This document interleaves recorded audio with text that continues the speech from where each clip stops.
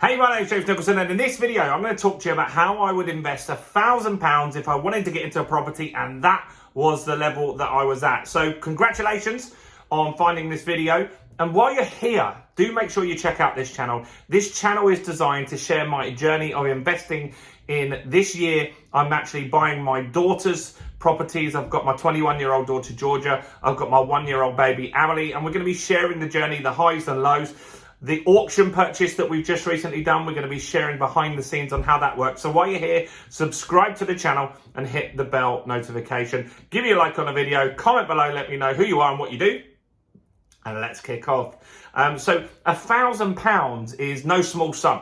And so be proud of yourself for getting there. We all have to start somewhere, and £1,000 is more than a lot of people have. A lot of people are surviving on credit cards or loans. So the fact that you've got £1,000 is a good start and a good foundation. Now, there's lots of different strategies that you can use in property, and we go into detail on this channel when we use them. So we're going to talk about things like serviced accommodation and buy-to-lets and auction purchases and stuff like that.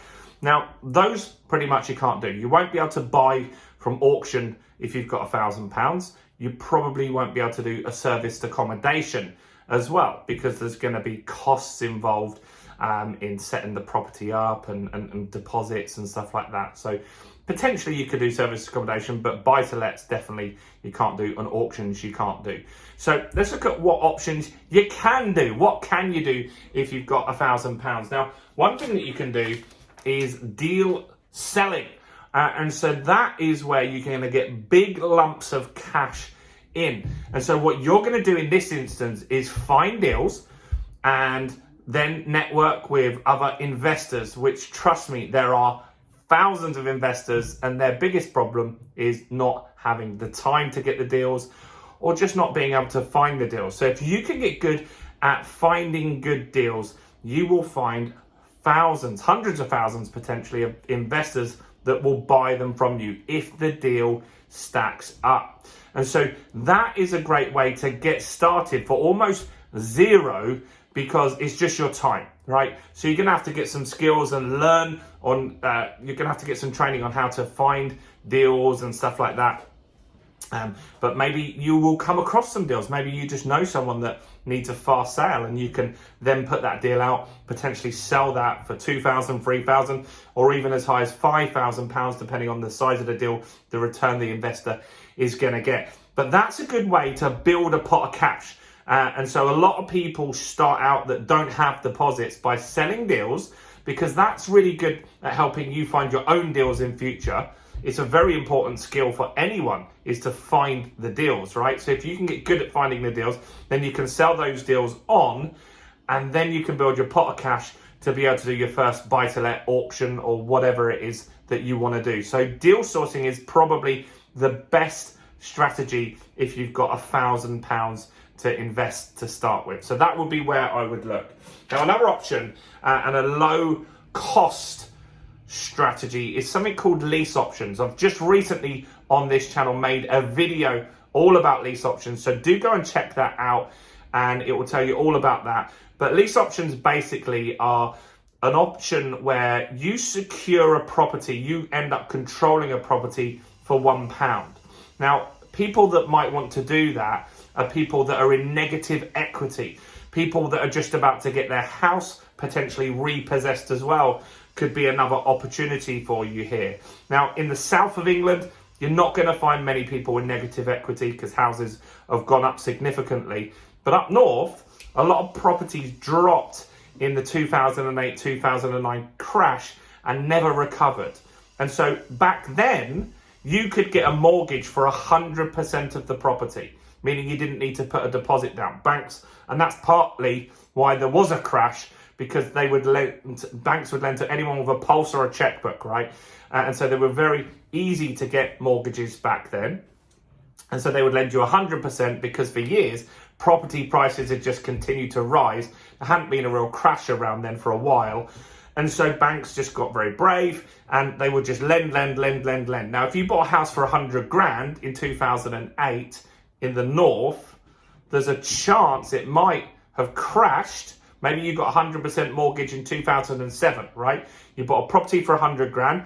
Maybe the market went down 10%, meaning the property now had a value of 90,000, but you owed 100, right? And maybe it hasn't recovered back to that 100 since then. The property prices in some areas haven't gone up. Now that means you're kind of stuck, right? Because if you sell your house, not only are you going to get no money, you're going to owe the bank £10,000. So what people in that scenario might do is they might sell you the property on an option, meaning you pay them £1 today and you complete in 6-7 years. And your goal is that your hope is that the market will recover in that time and the property should be worth more than the 100 grand. And so then you buy it for the 100, that's what you agree. And then you're hoping it's worth 120, 125. So then you've built some equity up. In that time, you'll have renovated it, you'll rent it out, and you'll have made the rent money and you'll have paid the mortgage payments. But I go into more detail on that on the specific lease option video on this channel. I'll link that in the description below, but do go and check that out, guys, as well, right? So lease options is another good strategy if you have a smaller pot to start with. You can get many houses you will control it for £1, and then in the future you'll buy that when you have the deposit or equity in there. And last but not least is rent to rent, right? And this is where you're going to rent a property from somebody and with their permission, so you need to have the right contracts in place to do this. You would then look at renting out other rooms on a room by room basis. Or I mentioned service accommodation in the beginning. That also could be an option for you. So what I mean by that, I've got a service accommodation in central London near Tower Hill. And so I rent a nice 2-bedroom flat. It was an old building that was renovated, looked like a new build inside once we got hold of it, underfloor heating and all sorts of nice stuff. And then it was furnished as well, this property, but it didn't have the extra furnishings that you need. So we put in things like cutlery and plates and a microwave and nice pillows and duvets and stuff like that. It had beds, it had sofas. And then what we do is we rent it out on Airbnb and on booking.com and various other platforms, which is a really smart strategy. And that's called serviced accommodation. So we pay, I think it's $1,200 for the rent. And by renting it out on Airbnb in a month, in a good month, we'll get $3,500 back. Obviously, we've got to pay for the council tax. We've got to pay for the electric and stuff like that. But we'd hope on average that we'd make about £1,000 profit a month, all being well, which is pretty good. And there's agencies now that can help you with cleaning and it's all hands off. We have a key safe there, so we don't have to let people in. And that's a good strategy. Now, another way you can rent to rent is where you rent a slightly bigger house, maybe a house in this instance, and then you would sublet each room, right? So you might rent out on a room by room basis. So say you rented a 3-bedroom house, for example, for £1,000, and then you would rent out the 3 bedrooms upstairs for £500 each, and then you might turn the living room also into a room to rent out for £500, meaning you'll get £2,000 back, and you'll be renting out for and you've got £1,000 rent to pay for yourself, right? And that means that you've got that spread in the middle, which is really good as well. So that's where I would be looking to start with. Now, out of all of these, which do I think would be the best to get some cash and start getting onto some bigger deals? I think the deal packaging is a good one, because you could get 2 deals a month, for argument's sake, and make £6,000. You're going to need quite a few lease options and rent coming in from those, or rent to actually be able to do that. Whereas deal packaging, what if there are people out there that do 10 deals, 20 deals in a month, and they build that relationship, they build that network, and they're getting tens of thousands of pounds in. I bought from deal sources in the past. The service accommodation I just mentioned, that was for a deal sourcer. I paid £3,000 for that deal, and we've been running it for a number of years now. And so we just pay a one-off fee. But the deal sourcer, he went to the developer and got 10 of these properties, right? So he got 10 flats in a block. I think the block's really like 50. And he took 10 of them on, sold the deals, and made £30,000 in one deal, right, in one deal, and he sold all of them pretty much. Nearly didn't get there.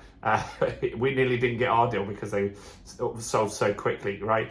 And so those are the strategies that I would look at if I was on £1,000. I'm going to make videos on what to do if you've got £10,000, £25,000, £50,000 and £100,000 as well. So do look out for those on the channel. Look, the best way to get those and be reminded, because they're not made yet, is to subscribe to the channel and hit the bell.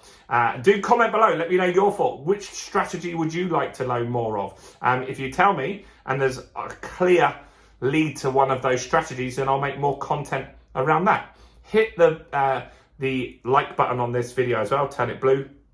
And do keep an eye out on this channel. So tonight I'm going up to Doncaster. I'm taking my daughter Georgia up there. We're going to be looking at our new auction purchase that we've achieved a couple of weeks ago. We're going to be completing on that very, very soon.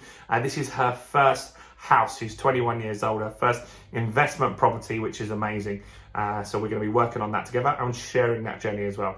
So do subscribe, hit the bell, like the video, comment below. Go and check out the lease option video on this channel, and I'll see you guys soon. Bye for now.